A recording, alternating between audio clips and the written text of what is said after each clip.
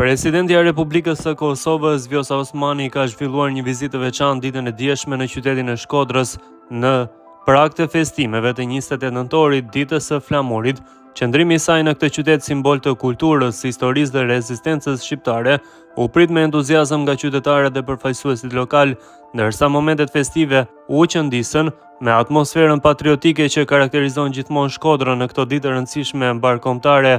Në një postim të publikuar pas vizitës, presidenti Osmani ka shprehur falënderimet e saj të përzemërta për pritjen e ngrohtë që i është bërë nga qytetarët shkodran, si dhe për bashkëpunimin dhe mikpritjen e kryetarit të bashkisë Benet Beci.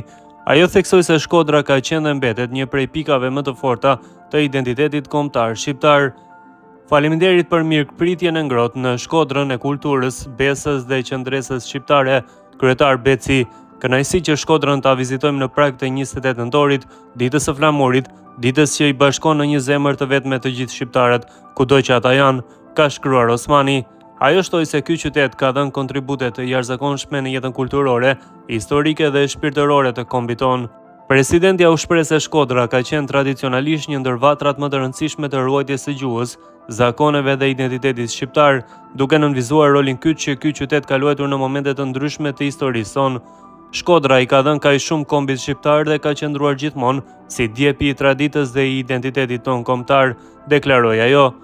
Gjithashtu, gjatë qëndrimit në Shkodër, presidenti Osmani zhvilloi edhe një takim miqësor simbolik me ministren e jashtme të Shqipërisë Elisa Spiropalin, dy zyrtare të shoqëruara edhe nga këngëtarja e mirënjohur e muzikës popullore, Shkurte Feza, u ban teksa i bashkoheshin një vallëje tradicionale në zemër të qytetit.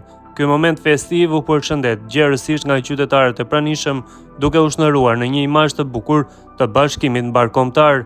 Vallja e hedhur në rrugët e Shkodrës nga Osmani, Spiropali dhe Feza u konsiderua një gjest i thjeshtë por i mbushur me simbolik që pasqyron unitetin, bashkëpunimin dhe afërsinë shpirtërore midis Kosovës dhe Shqipërisë në këto ditë të veçanta për historinë shqiptare.